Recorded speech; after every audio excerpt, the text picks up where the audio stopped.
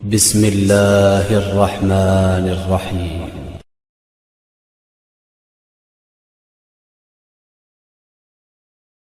پارہ شروع ہوتا ہے 15 سورہ بنی اسرائیل سے۔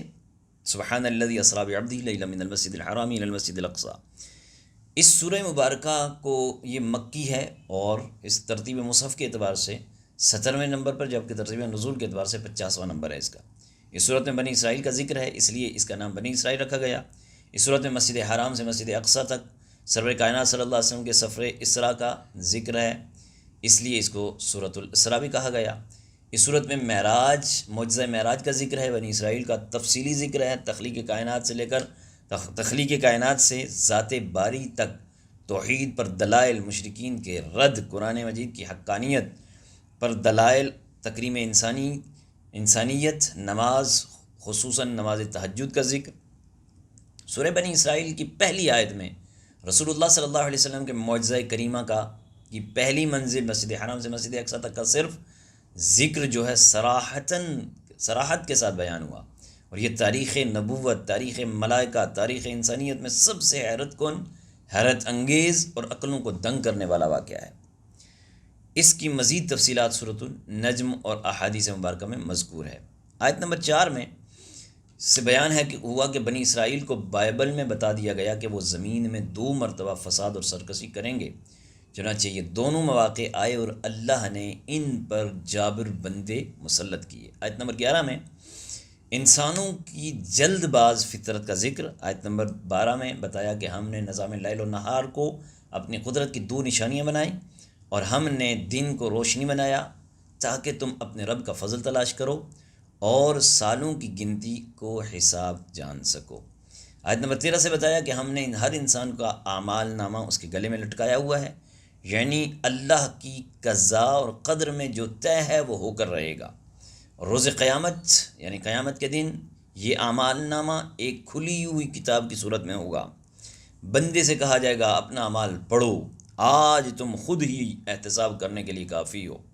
جس نے ہدایت کو اختیار کیا تو اس کا فائدہ اسی کو پہنچے گا، اور جس نے گمراہی کو اختیار کیا تو اس کا وبال اسی کو پہنچے گا، اور کوئی بوجھ اٹھانے والا دوسرے کا بوجھ نہیں اٹھائے گا، اور ہم اس وقت تک عذاب دینے والے نہیں ہیں جب تک کہ اتمام حجت کے لیے ہم رسول نہ بھیجیں۔ اگلی آیت مقدسہ میں قدرت کا ایک قانون بیان کیا کہ جب ہم کسی بستی والوں کو ہلاک کرنے کا ارادہ کرتے ہیں تو اس کے عیش و عشرت کے دلدادہ لوگوں کو اپنے احکام بھیجتے ہیں، پھر وہ احکام کی نافرمانی کرتے ہیں اور نافرمانی کر کے عذاب کے مستحق ہو جاتے ہیں، اور یوں ہم ان کو تباہ اور برباد کر دیتے ہیں۔ آیت نمبر 18 میں فرمایا کہ جو صرف دنیا کے فائدے کا طلبگار ہو، ہم اس کا اس دنیا میں جتنا چاہیں دے دیتے ہیں، اور پھر اس کا انجام جہنم میں ہوتا ہے۔ آیت نمبر 19 میں فرمایا کہ جو شخص آخرت کا طلبگار ہو اس کے لیے ایمان کے ساتھ بھرپور کوشش کریں تو ایسے لوگوں کی سعی اللہ کی بارگاہ میں اجر کے حقدار قرار پائے۔ آیت نمبر 21 میں ایک دوسرے پر دنیا میں فضیلت کا ذکر کرتے ہوئے بیان فرمایا کہ آخرت کے لیے بہت بڑے درجات ہیں، اس کی فضیلت بہت بڑی ہے۔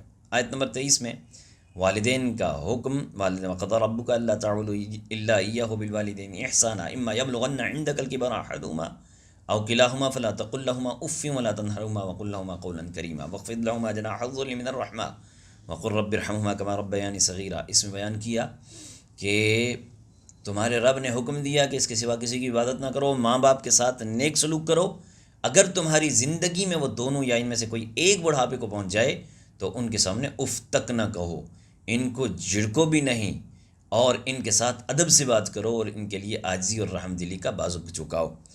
یہ دعا کرو کہ رب ارحمہما کما ربیانی صغیرا، اے میرے رب ان پر رحم فرما جس طرح انہوں نے مجھے بچپن میں میری پرورش کی۔ آیت نمبر 26 سے قرابت داروں، مسکینوں، مسافروں کے حقوق ادا کرنے اور فضول خرچی سے اجتناب کرنے کا حکم، اور یہ کہ فضول خرچی کرنے والے شیطان کے بھائی ہیں، اگر تنگ دستی کے سبب خرچ نہ کر سکو تو ان سے نرم بات کرو۔ آیت نمبر 29 سے تسلسل کے ساتھ احکام بیان ہوئے۔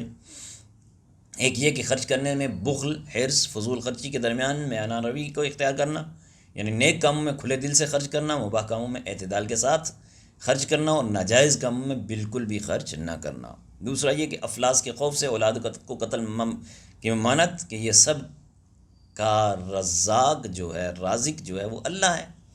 پھر زنا کی ممانت، قتل ناحق کی ممانت، قصاص لینے میں حد اعتدال میں رہنے کا حکم، یتیم کا مال کھانے کی ممانت اور اس کے بالغ ہونے تک اس کے مال کی حفاظت، وعدے کا پورا کرنا، ناپ تول میں خیانت کی ممانت، جس چیز کا علم نہ ہو اس کے در پہ لگنے کی ممانت، بے شک آنکھ، کان اور دل ان سب سے روز قیامت سوال ہوگا، تکبر اور اترانے کی چلنے کی ممانت، ولا تمشی فی الارض مرحا انک لن تخرق الارض ولن تبلغ الجبال طولا۔ پھر آگے شرک کی ممانت، یہ بھی بیان ہوا کہ کسی کی روزی کی کشادگی یا تنگی کا مدار اس کی فضیلت یا بے قدری نہیں ہے، یہ اللہ کی حکمت اور مشیت کا معاملہ ہے۔ ان تفصیلات کے بعد اے رسول صلی اللہ علیہ وسلم یہ وہ حکمتوں کی باتیں ہیں جن کی ہم نے آپ کی طرف وحی فرمائی۔ آیت نمبر 40 میں کفار و مشرکین کی اس خبیث فطرت کو بیان کیا کہ خود تو بیٹیوں کے تمنا نہیں کرتے بلکہ بیٹوں کی تمنا کرتے ہیں، اور اللہ کی طرف بیٹیوں کی نسبت کرتے ہیں کہ فرشتے اللہ کی بیٹیاں ہیں۔ آیت نمبر 44 سے بیان ہوا کہ 7 آسمان اور زمینیں اور جو بین میں ہیں اپنے اپنے انداز میں اس کی تسبیح کرتے ہیں، اور ہر چیز اللہ کی حمد کے ساتھ اس کی تسبیح کر رہی ہے، لیکن تم اس کی تسبیح کو نہیں سنتے۔ آیت نمبر 45 سے فرمایا کہ منکرین آخرت قرآن کی تعلیمات سے استفادہ کرنے سے محروم رہتے ہیں، اور ان کے دل و دماغ حق کو قبول کرنے کی سعادت سے محروم ہیں۔ وہی فصیح اور بلیغ قرآن سن کر بھی نبی پر سحر زدہ ہونے کے تان لگاتے ہیں۔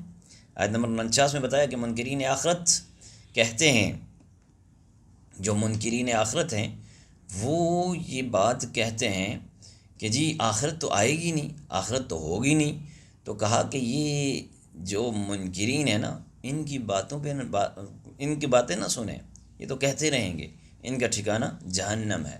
آیت نمبر 52 میں عمدہ بات کرنے کا حکم فرمایا۔ 56 میں بتایا کہ باطل معبود اپنے پوجنے والوں کی تکلیف کو دور کرنے یا بدلنے پر قادر نہیں ہیں۔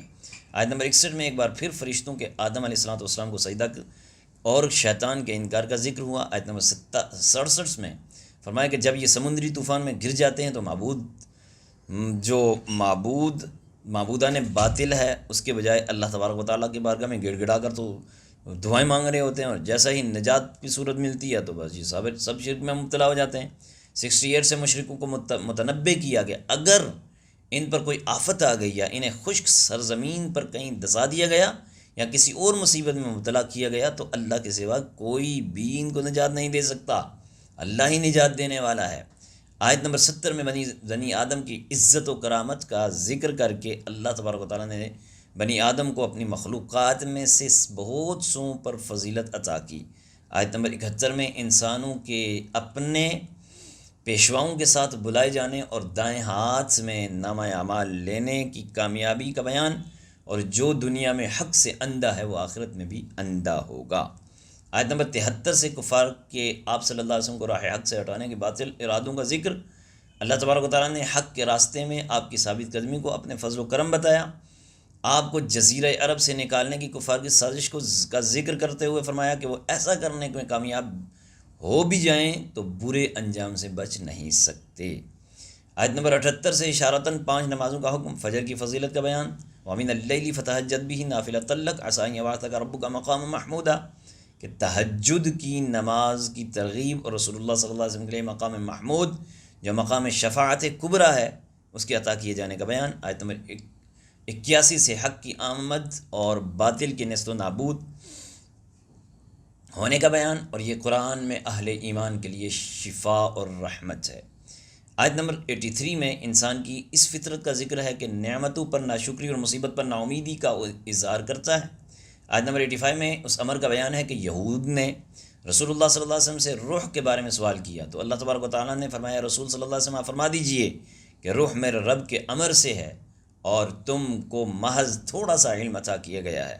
اس سے یہ بتانا مقصود ہے کہ جن چیزوں کی حقیقت جاننے پر ہدایت اور نجات موقوف نہیں ہے ان کے در پہ ہونے کی ضرورت نہیں ہے۔ آیت نمبر 88 میں ایک بار پھر قرآن کا مثل لانے کا چیلنج کیا گیا کافروں کو، لیکن کافر جو ہیں وہ عاجز رہے۔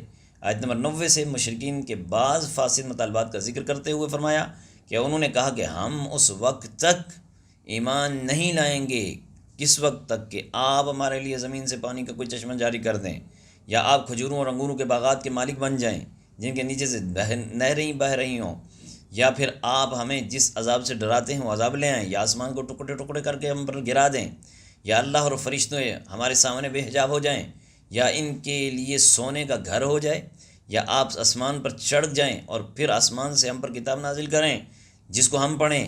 ان سب مطالبات کے جواب میں اللہ تبارک و تعالیٰ نے فرمایا، اے نبی صلی اللہ علیہ وسلم، میرا رب ہر عیب سے پاک ہے۔ آپ کہہ دیجئے کہ میرا رب ہر عیب سے پاک ہے۔ اللہ نے فرمایا کہ نبی آپ یوں فرما دیجئے کہ میرا رب تو ہر عیب سے پاک ہے، میں کوئی شعبدے باز نہیں ہوں، کہ بلکہ میں تو ایک بشر ہوں جسے اللہ نے رسول بنا کر بھیجا۔ آیت نمبر 94 سے کفار مکہ کے اس اعتراض کا جواب کہ اللہ نے بشر کو رسول بنا کر کیوں بھیجا، یعنی کوئی فرشتہ ہمارے پاس کیوں نہیں آیا؟ تو ان کو بتایا گیا کہ اس سے پہلے بھی جتنے نبی آئے نا، وہ فرشتوں میں سے نہیں آئے، وہ تمام کے تمام انسانوں میں سے آئے۔ یعنی نبی اور رسول جس مخلوق کی طرف مبعوث ہوتے ہیں نا، اس کی جنس سے ہوتے ہیں۔ تو ان آیات میں یہ بھی بتایا گیا کہ منکرین آخرت کو ان کے منہوں کی بل اوندا، گنگا اور بہرا بنا کر اٹھایا جائے گا، اور ان کا ٹھکانہ جہنم ہے، جہنم۔ آیت نمبر 100 میں فرمایا کہ آپ فرما دیجئے اگر بالفرض تم میرے رب کی رحمت کے خزانوں کے مالک ہوتے تو تم خرچ کے ڈر سے ان کو روکتے رہتے، اور دراصل انسان ہی بخیل ہے۔ آیت نمبر 101 سے موسیٰ علیہ السلام کے 9 معجزات عطا کیے جانے، فرعون کا آپ کو ساحر کہنے، فرعون کے غرق ہونے اور بنی اسرائیل کے زمین میں آباد ہونے کا ذکر ہے۔ آیت نمبر 105 میں قرآن مجید کو بتدریج یعنی تھوڑا تھوڑا کر کے نازل کرنے کی حکمت بیان کی ہے کہ رسول ان پر ٹھہر ٹھہر کر پڑھیں، ان کے لیے قرآن کو سمجھنے میں آسانی ہوئی ہو۔ مشرکین مکہ اعتراض کرتے تھے، کبھی آپ اللہ کہتے ہو، کبھی رحمان کہتے ہو، تو ہم تو رحمان کو نہیں جانتے۔ تو اللہ نے فرمایا کہ رسول آپ فرما دیجئے کہ معبود برحق کو تم اللہ کہہ کر پکارو یا رحمان کہہ کر پکارو، تم اسے جس بھی صفاتی نام سے پکارو گے سب اسی کے نام ہیں۔ وہ رحمان بھی ہے، وہ رحیم بھی ہے، وہ کریم بھی ہے، وہ ستار بھی ہے، وہ غفار بھی ہے۔ تو یہاں پر فرمایا کہ اللہ کے جتنے بھی نام ہیں ان سے پکارو گے تو اسی کے نام ہیں، اسے پکارنے میں میان عربی سے کام لو۔ آخری آیت میں فرمایا کہ اللہ کے نہ کوئی اولاد ہے، نہ اس کی سلطنت میں اس کا کوئی شریک ہے، اور نہ اسے کسی کی مدد کی ضرورت ہے، مدد کی بھی اسے حاجت نہیں ہے، اور آپ اس کی کبریائی بیان کرتے رہیں۔ پھر اس کے بعد سورۃ الکہف ہے۔ سورہ کہف جو ہے یہ ترتیب نزول کے اعتبار سے 69، جبکہ ترتیب مصحف کے اعتبار سے 18ویں سورت ہے۔ اس صورت میں اصحاب کہف کا ذکر ہے، اس لیے اس کو سورۃ الکہف سے موسوم کیا گیا۔ اس صورت میں قرآن کی حقانیت، اصحاب کہف، موسیٰ علیہ السلام، خضر علیہ السلام، ذوالقرنین، آدم علیہ السلام اور ابلیس کے قصے، اور ان قصوں کے درمیان حکمت اور موعظت کی بہت ساری باتوں کا بیان ہے۔ حضرت ابو الدرداء رضی اللہ تعالیٰ عنہ سے روایت ہے، نبی کریم صلی اللہ علیہ وسلم نے فرمایا، جس شخص نے سورۃ الکہف کی 10 آیتیں حفظ کر لیں وہ دجال کے فتنے سے محفوظ رہے گا۔ صحیح مسلم شریف کی حدیث مبارکہ ہے۔ حضرت ابو سعید خدری رضی اللہ تعالیٰ بیان کرتے ہیں، رسول اللہ صلی اللہ علیہ وسلم نے فرمایا، جس شخص نے جمعہ کے دن سورۃ الکہف کو پڑھا، اس کے لیے 2 جمعوں کے درمیان نور کو روشن کر دیا جائے گا۔ سورۃ الکہف کی ابتدائی آیات میں قرآن کو اللہ کی جانب سے نازل کردہ کجی سے پاک، اصلاح کرنے والی، اللہ کی گرفت سے ڈرانے والی، مومنین صالحین کو مژدہ سنانے والی کتاب قرار دیا، اور جو لوگ بغیر کسی علم کے اللہ کی طرف اولاد کی نسبت کرتے ہیں یہ بہت بڑی جسارت اور بہت بڑا جھوٹ بولتے ہیں، اور آپ ان کے ایمان نہ لانے سے غمزدہ نہ ہوں۔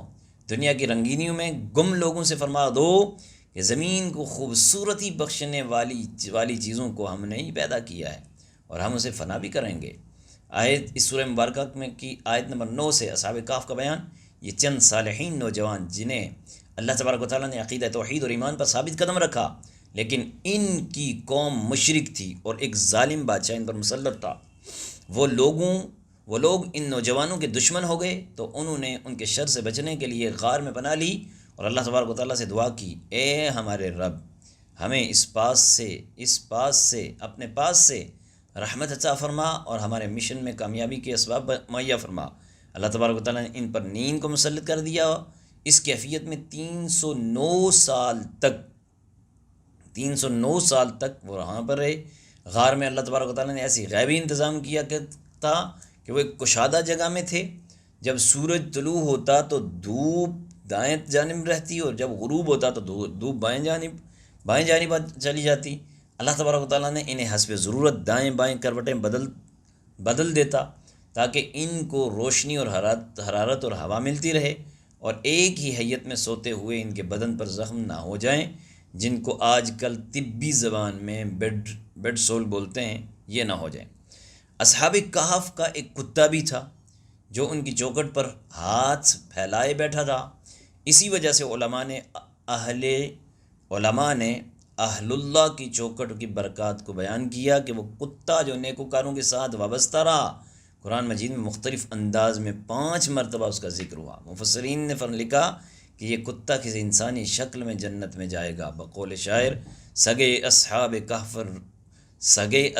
کہف روز چند بمرد ماں بنست مردم شد، یعنی اصحاب کہف کا کتا عظیم مرتبت انسان کے پاس بیٹھا تو اسے انسان جیسی عزت ملی۔ اس کے برعکس نوح علیہ السلام کا بیٹا کہ پسر نوح علیہ السلام کا بیٹا بروں کے ساتھ بیٹھا تو خاندان نبوت کی نسبت سے ہی محروم ہو گیا۔ اصحاب کہف کی تعداد کے بارے میں قرآن مجید میں لوگوں کے حوالے سے 3 اقوال نقل کیے گئے۔ پہلے 2 قول قرآن نے یوں بیان کیا کہ یہ فرمایا گیا کہ یہ لوگ تکہ بازی قرار دیا، اور تیسرے قول میں قرآن نے رد نہیں کیا، یعنی وہ 7 تھے اور 8واں ان کا کتا تھا۔ لہذا مفسرین نے اسی تعداد کی صحت کی قرار دیتے ہوئے فرمایا کہ اللہ نے فرمایا ان کی صحیح تعداد کو اللہ ہی سب سے زیادہ جاننے والا ہے، ان کے صرف چند لوگ جاننے والے ہیں، یعنی جنہیں اللہ تعالیٰ اس کا علم عطا فرمایا۔ قرآن نے ان کی تعداد کے بارے میں زیادہ بحث سے منع فرمایا اور یہ بھی فرمایا کہ اللہ نے ان کے منظر کو بارعب بنا دیا تاکہ کوئی ان کی طرف جھانک تانک نہ کر سکے۔ اللہ تبارک و تعالیٰ نے فرمایا کہ دیکھنے والا سمجھتا ہے کہ وہ جاگ رہے ہیں، حالانکہ وہ سوئے ہوئے تھے۔ اللہ تبارک و تعالیٰ نے فرمایا اور اس طرح ہم نے ان کو اٹھایا تاکہ ایک دوسرے کا حال پوچھیں۔ ان میں سے ایک نے کہا تم یہاں کتنی دیر ٹھہرے ہو؟ انہوں نے کہا ہم تو 1 دن یا اس سے بھی کم ٹھہرے ہیں۔ پھر انہوں نے قطعی بات کہنے کے بجائے اس مدت کے تعین کو اللہ کے علم کے سپرد کر دیا۔ پھر انہوں نے اپنے ایک ساتھی کو چاندی کا سکہ دے کر کوئی پاکیزہ چیز کھانے والی لانے کے لیے شہر کی طرف بھیجا، اور ساتھ ہی یہ تاکید کی کہ نرمی سے کام لینا، مبادا کسی کو پتہ چل گیا تو کیونکہ اگر ان کو ہمارے بارے میں پتہ چل گیا تو وہ ہمیں سنسار کر دیں گے یا ہمیں اپنے دین میں جبراً داخل کر دیں گے۔ اس سے معلوم ہوتا ہے کہ پھر اللہ تبارک و تعالیٰ نے ان پر موت طاری کر دی، چونکہ اہل شہر ان نوجوانوں کی حقیقت سے واقف ہو چکے تھے۔ اس لیے اظہار عقیدت کے لیے ان میں بحث ہوئی کہ ان کی یادگار کو کیسے باقی رکھا جائے۔ ایک فریق نے کہا کہ یادگار کے طور پر یہاں کوئی عمارت بنا دی جائے، مگر جس فریق کی رائے غالب قرار پائی وہ یہ تھی کہ یہاں مسجد بنا دی جائے۔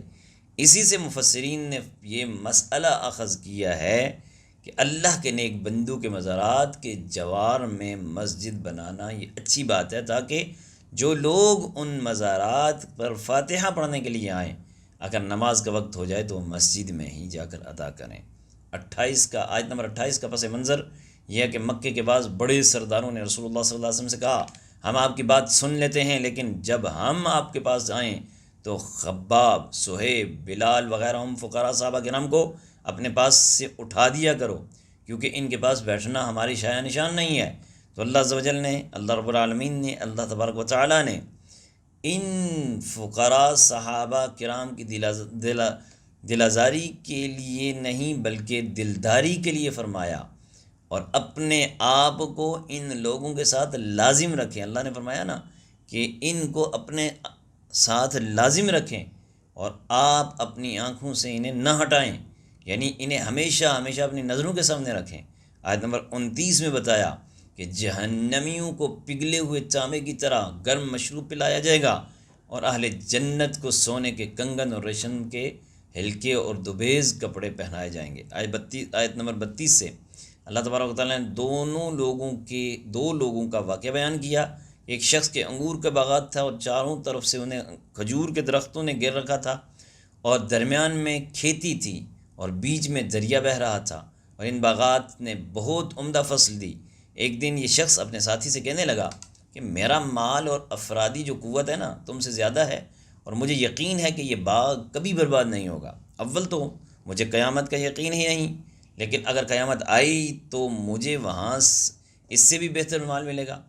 اس دوسرے ساتھی نے کہا کہ تو اپنی اصل کو بھول گیا ہے اور تو نے اپنے خالق کی ناشکری کی ہے جو وحدہ لا شریک ہے۔ اگر تم نے باغ میں داخل ہوتے وقت ماشاء اللہ لا قوت الا باللہ العلی العظیم کہہ دیا ہوتا تو یہ تمہارے حق میں بہتر ہوتا۔ اگرچہ میں مال اور اولاد میں تجھ سے کم ہوں، لیکن میرا ایمان ہے اللہ تعالیٰ مجھے اس سے بھی بہتر نعمتیں عطا کرے گا، اور آسمان سے کوئی آفت آئے گی اور تمہارا باغ تباہ اور برباد ہو جائے گا۔ اگر اس کا پانی زمین میں دس گیا تو پھر تم اسے تلاش نہ کر پاؤ گے۔ بالآخر اس شخص کا باغ برباد ہو گیا اور کف افسوس ملتے ہوئے کہنے لگا کاش میں نے شرک نہ کیا ہوتا، لیکن پھر اس کا کوئی مددگار نہ تھا۔ آیت نمبر 45 سے یہ بیان ہوا کہ اللہ تبارک و تعالیٰ دنیا کی زندگی کی ناپائیداری کو ایک مثال سے بیان فرماتا ہے کہ آسمان سے بارش کا نازل ہوئی، گنا سبزہ نکلا، پھر وہ سوکھ کر چورا چورا ہو گیا جسے ہوا اڑا لے گئی۔ مال اور بیٹے تو محض دنیا کی زندگی کی زینت ہیں، تمہارے رب کے پاس ثواب اور انجام کے اعتبار سے باقی رہنے والی نیکیاں بہتر ہیں۔